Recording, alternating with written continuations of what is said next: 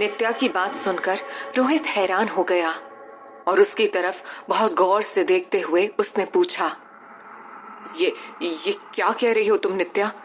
भला मेरा क्या रिश्ता हो सकता है इस गांव और उस मंडोलिका से?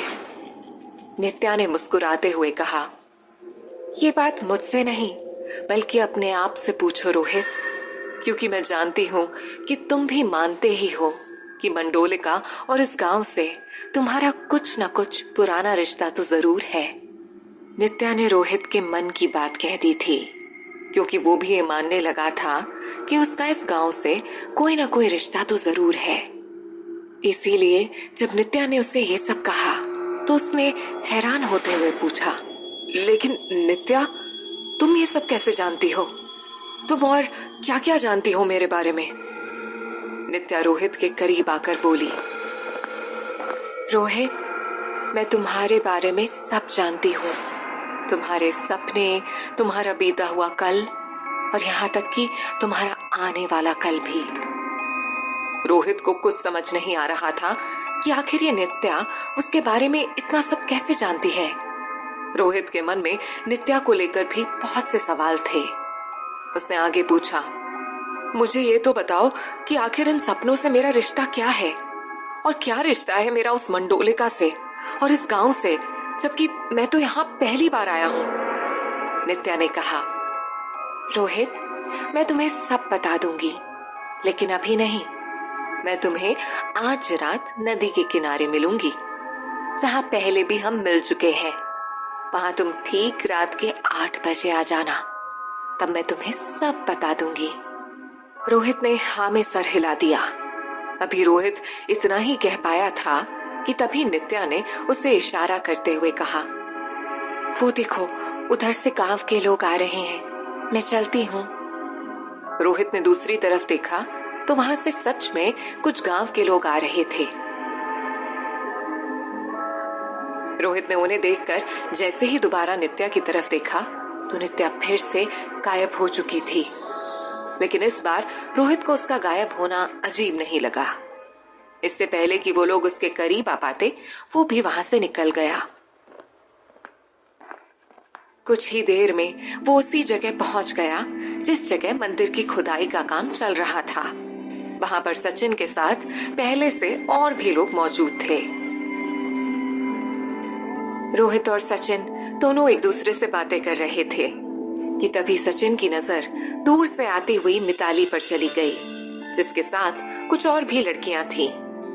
सचिन ने रोहित को इशारा करते हुए कहा, यार वो देख मिताली, लेकिन वो यहाँ क्या कर रही है? रोहित ने मिताली का नाम सुनते ही उसकी तरफ देखा और हैरान होते हुए कहा, हाँ यार, ये मिताली यहाँ क्या कर रही है? रुक, पूछ कर देखता हूँ। रोहित और सचिन मिताली के पास गए और मिताली ने जैसे ही उन दोनों को देखा, वो जानबूझकर अपनी सहेलियों के साथ दूसरी तरफ मुड़कर इस तरह खड़ी हो गई जैसे उसने उन दोनों को देखा ही ना हो। रोहित भी समझ गया कि मिताली उसे जानबूझकर इग्नोर कर रही है, लेकिन फिर भी वो दोनों मिताली के पास गए और रोहित ने उसे आवाज देते हुए कहा, अरे मिताली, तुम यहाँ कैसे? मिताली, जो बात नहीं करना चाहती थी, उसने बेमन से रोहित के सवाल का जवाब दिया, क्यों, मैं यहाँ नहीं आ सकती क्या? अब मुझे अपने ही गांव में तुमसे पूछकर घूमना पड़ेगा क्या? रोहित को जरा भी उम्मीद नहीं थी कि मिताली सभी के सामने उसे ऐसे जवाब देगी, लेकिन फिर भी उसने खुद को नॉर्मल करते हुए कहा, अरे मैं तो यूं ही पूछ रहा था, क्योंकि यहाँ पर मुझे नहीं लगता कि तुम बिना किसी वजह से आओगी। मिताली अभी भी अकड़कर इधर उधर देख रही थी और उसने अकड़ते हुए ही रोहित से कहा, हाँ, मैं यहाँ अपने कॉलेज की तरफ से आई हूँ और अपने प्रोफेसर की मदद कर रही हूँ, क्योंकि मैं हिस्ट्री स्टूडेंट हूँ। और हाँ, मेरे प्रोफेसर यहाँ काम करते हैं, तो वो मुझे अपने साथ लेकर आए हैं, हमें समझाने के लिए और अपनी हेल्प के लिए। सचिन और रोहित ने देखा कि थोड़ी दूर पर मिताली के प्रोफेसर खड़े हुए थे और वहां पर पुरातत्व विभाग की टीम के सुपरवाइजर से जानकारी ले रहे थे। इससे पहले कि रोहित और सचिन कुछ और बात करते, मिताली के प्रोफेसर वहां आ गए और उन्होंने सभी लड़कियों से कहा, गर्ल्स, अभी ये खुदाई कई दिनों तक चलनी है और अभी तो सिर्फ शुरू ही हुई है। इसीलिए टीम के सुपरवाइजर ने कहा है कि वो हमें कुछ दिनों में फोन कर देंगे जब कुछ पता चलेगा। तब तक यहाँ पर रुककर कोई फायदा नहीं है। मिताली और बाकी की लड़कियां प्रोफेसर के साथ चली गईं। मिताली के जाने के बाद रोहित और सचिन फिर से काम में लग गए और दोपहर तक लगातार काम ही करते रहे। रोहित खाना खाकर कुछ देर के लिए अपनी सुस्ती उतारने के लिए थोड़ी दूर घूमने के लिए निकल गया। घूमते घूमते जब वो थोड़ा आगे आया तो अचानक ही रोहित की नजर एक बहुत बड़े खंडहर पर चली गई। उस खंडहर को देख रोहित को वो जाना पहचाना सा लगा, जैसे वो खंडहर उसे अपनी ओर खींच रहा हो। रोहित के कदम ना चाहते हुए भी उस खंडहर की ओर बढ़ गए। वो धीरे धीरे चलते हुए उस खंडहर तक पहुंचा तो उसकी दीवारों को देख उसका मन बेचैन होने लगा। रोहित के चेहरे पर पसीने की बूंदें चमकने लगी। वो आगे बढ़ा और खंडहर के भीतर आ गया। रोहित ने जैसे ही उस खंडहर में कदम रखा तो टूटी फूटी दीवारें और गिरे हुए दरवाजे को देख उसे ऐसा प्रतीत हुआ जैसे उन्हें वो पहले भी कहीं देख चुका है। रोहित उस खंडहर को देखे जा रहा था। तभी उसने एक दीवार पर हाथ रखा तो उसे ऐसा महसूस हुआ मानो इस जगह से उसका पुराना नाता हो। रोहित बेचैनी से चारों तरफ देखने लगा। तभी उसे घुंघरू की छम छम सुनाई दी। वो उस आवाज की तरफ बढ़ गया, पर जहां से आवाज आ रही थी वहां कोई नहीं था। और फिर अचानक ही वो आवाज शांत हो गई। वो उस खंडहर के हर एक कोने को बहुत ध्यान से देखने लगा और आगे बढ़ा जा रहा था। कभी उसे घुंघरुओं की छम छम सुनाई देती तो कभी कुछ लड़कियों के हंसने की आवाजें और कभी जाम से जाम टकराने की आवाजें, पर वहां कोई नहीं था। सिर्फ वो आवाजें थीं जो रोहित के कानों से बार बार टकराकर शांत हो जाती। तभी उसके कानों में तबले और हारमोनियम बजने के साथ साथ एक लड़की के गीत की आवाज गूंजने लगी।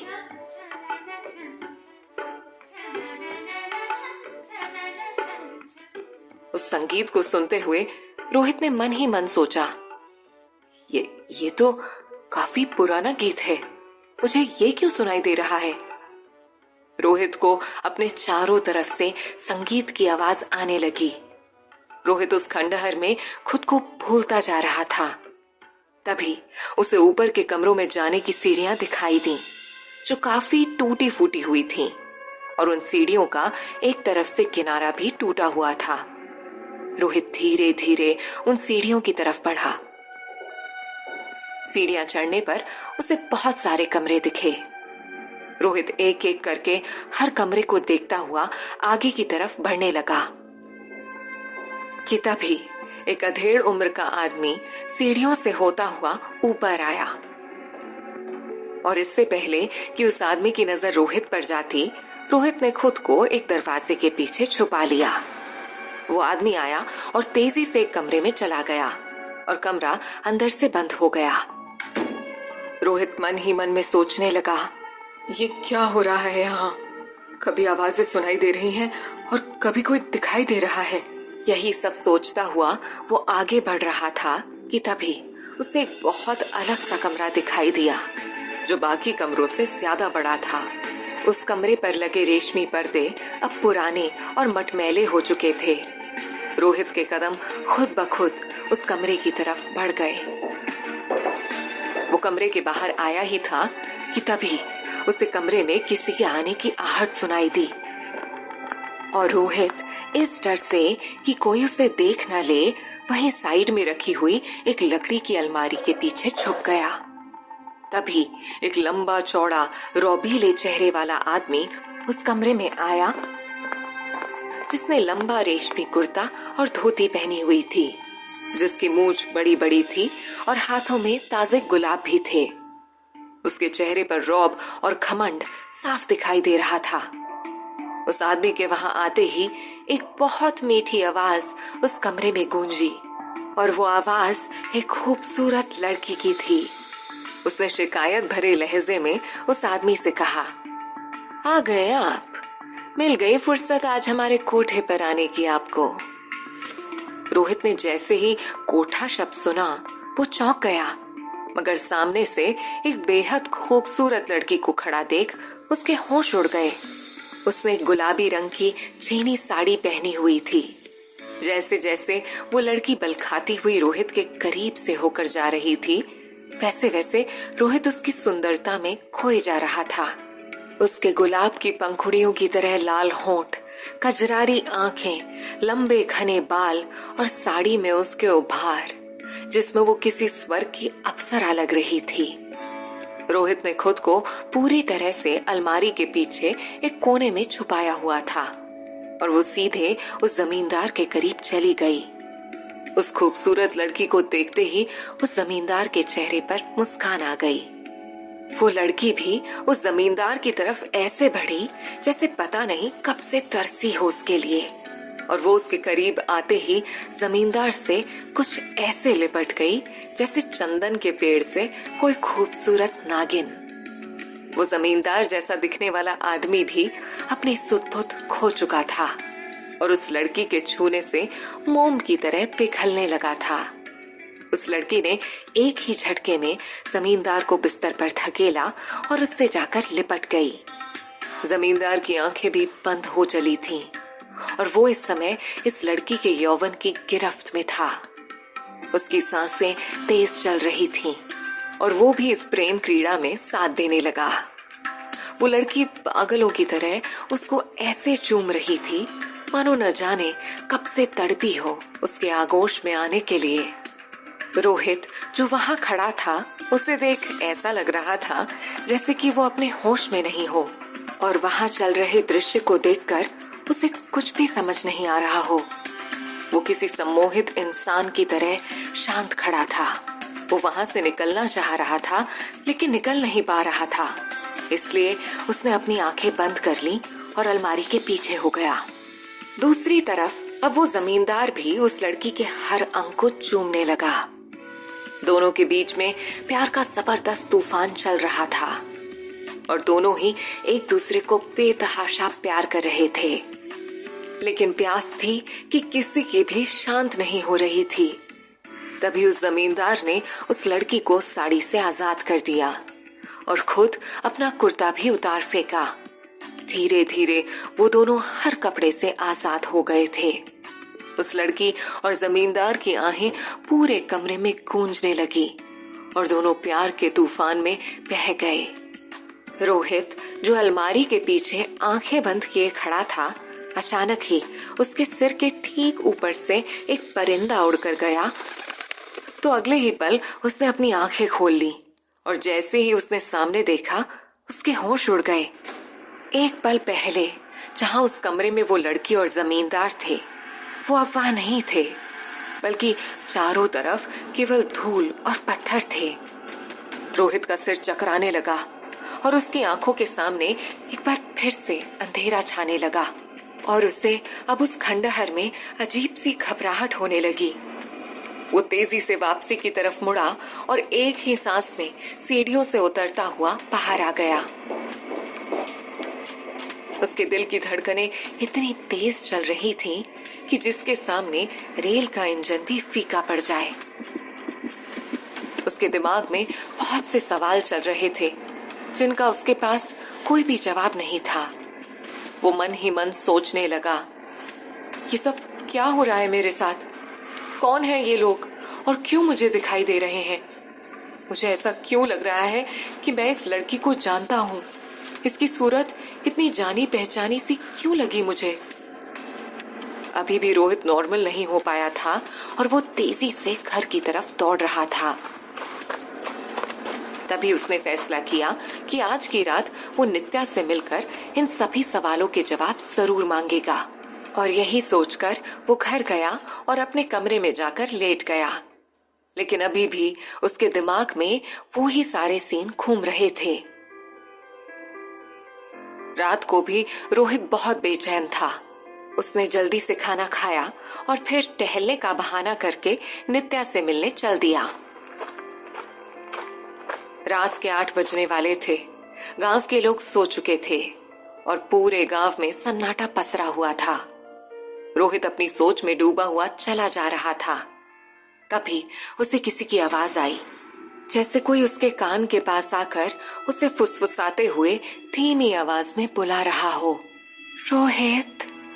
इस आवाज में इतना अपनापन था कि रोहित चाहकर भी अपने कदम आगे नहीं बढ़ा पाया और वो वहीं रुक गया।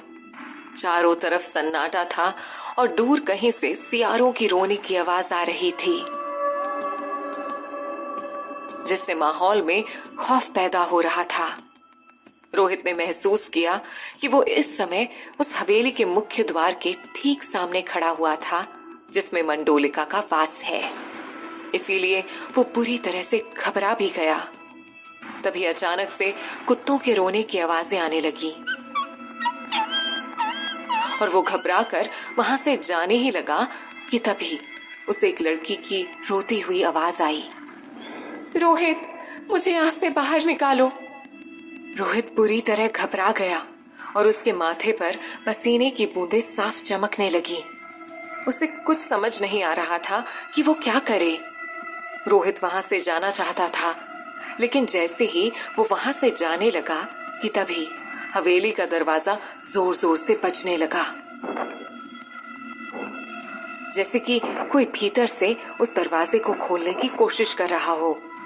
कि तभी एक बार फिर से वही आवाज आई, रोहित, मुझे यहां से बाहर निकालो।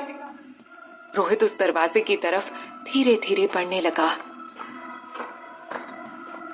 लेकिन जैसे ही दरवाजा खोलने के लिए उसने अपना हाथ उस दरवाजे की तरफ बढ़ाया, तभी पीछे से किसी ने उसके कंधे पर हाथ रख दिया। आखिर रोहित कहां पहुंच गया था और कौन थे वो लोग जो उसे दिखाई दे रहे थे, और कौन पुकार रहा है हवेली से रोहित को अपनी मदद के लिए?